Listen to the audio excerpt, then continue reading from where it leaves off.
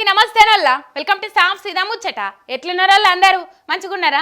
నేనైతే మంచిగున్నానోల్లా. మీ కొరకు ఇయ్యాల మంచి మంచి వార్తలు పట్టుకొని వచ్చిన. దానికంటే ముందుగాల ఒక అంశం చెప్పాలి. చికెన్ తినొద్దటనోళ్ళు జర యాది పెట్టుకోరు. చికెన్ తింటే ఏమేమో అత్తనేయట. మరి వార్తలు చక్కర్లు తిరుగుతా ఉన్నాయి సోషల్ మీడియాలో. ఇక ఇయ్యాలనైతే మంచి మంచి వార్తలు పట్టుకొని వచ్చిన పాట. ఆడోళ్లకు ఫ్రీ బస్సు పథకం పెట్టి ఆడోళ్లతోటే శాపనార్థాలు తింటున్న ఏకైక సర్కారు మన తెలంగాణ సర్కారు. మహాలక్ష్ములంటే మాకు మస్తు గౌరవం. అందుకే వాళ్ళ కోసమే ఫ్రీ బస్సు పెట్టినామని రేవంత్ సార్ చెప్తే ఎవడు పెట్టమన్నాడు మమ్మల్ని ఎవరు గోస ఉచ్చుకోమంటున్నారని ఉల్టా తిట్లు తిడతాన్రు. అటు ఆటో డ్రైవర్లు కూడా గోసపడతాన్రు. మరి ఈ పథకం పెట్టి ఎవరిని ఉద్ధరించినట్టో వాళ్ళకే తెలవాలి అంటాన్రు జనం. ఇలా ఇందిరా పార్కు కాడున్న ధర్నా చౌక్కేలు పోయిండు మాజీ మంత్రి హరీష్ సారు. ఇక సార్ను చూడంగానే ఆటో డ్రైవర్ మల్లయ్య సార్ దగ్గరికి వచ్చి, సారు ఈ చేతి గుర్తుల పాలన మాకేమొద్దు సారు, కేసీఆర్ సార్ ఉన్నప్పుడే మంచిగున్నదని 2 చేతులు ఎత్తి మొక్కుకుట్ట చెప్పబట్టిండు. ఆటో నడిపితే రోజు 200 వస్తున్నాయి సారు. ఆ పైసలతోటి పిల్లల ఫీజులు ఇంటికి రా ఎట్లా కట్టాలి సార్ అనుకుంటా గొట్ట ఏడ్చుకుంటా బాధను బయట పెట్టిండు డ్రైవర్ మల్లయ్య.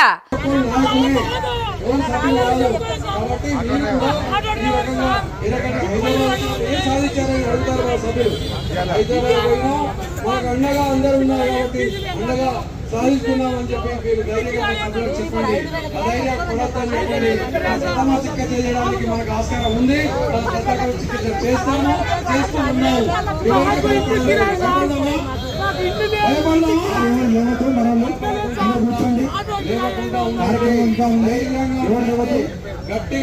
అసలైన నినాదం ఇంకా రాలేదు, దయచేసి కూర్చోండి ప్లీజ్. మనం వృత్తి ధర్మాన్ని కాపాడుకుంటూ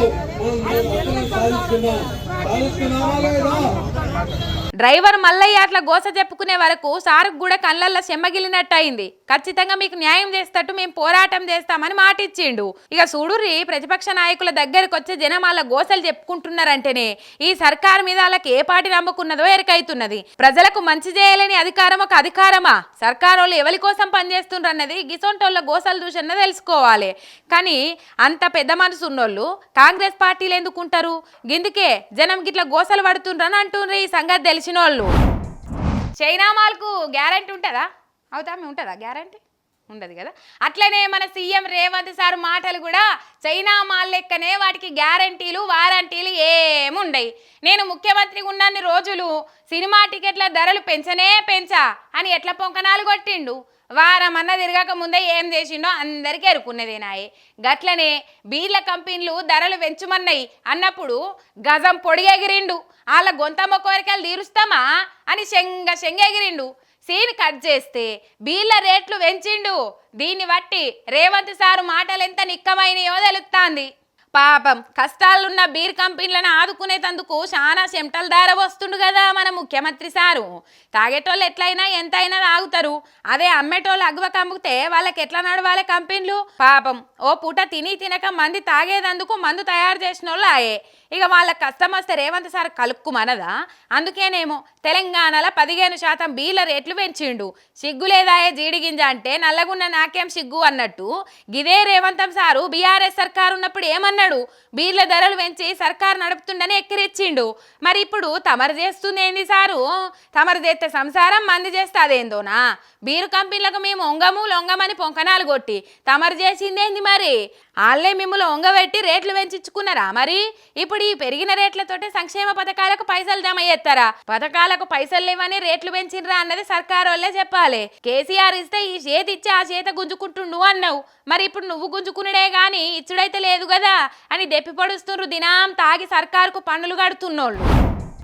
ఈ కాంగ్రెస్ లీడర్లు ఏమన్నా జాతిపితలు అనుకుంటుండ్రా? దేశోద్ధారకులు అనుకుంటుండ్రా? స్వతంత్ర సమర యోధులమని ఫీల్ అవుతాన్రా?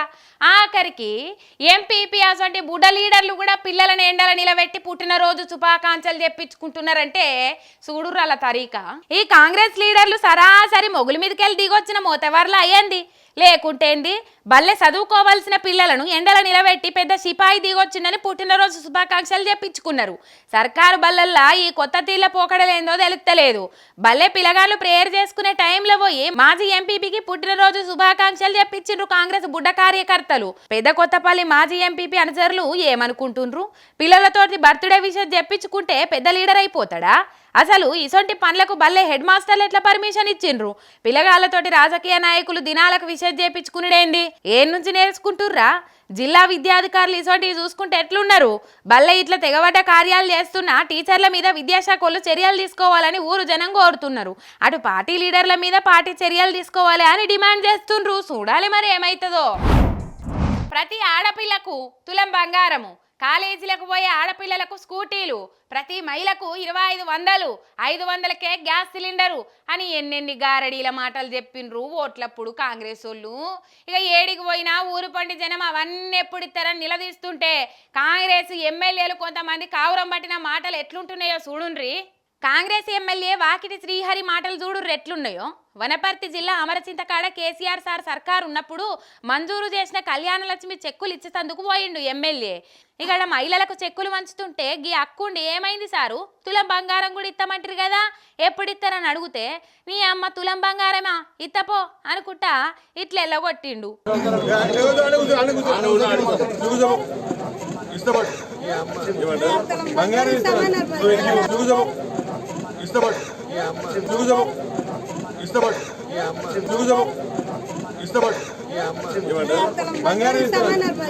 అడిగిన పబ్లిక్ కు జవాబు చెప్పే దిక్కు లేదు.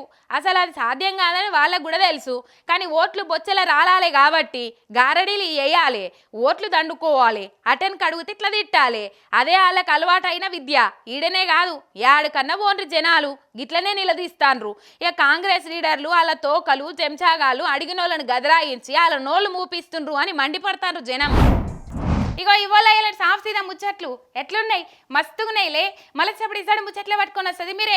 అంతవరకు మీరు చూస్తానే ఉండండి మీ మిర్రర్ టీవీ ప్లస్ శనార్థి.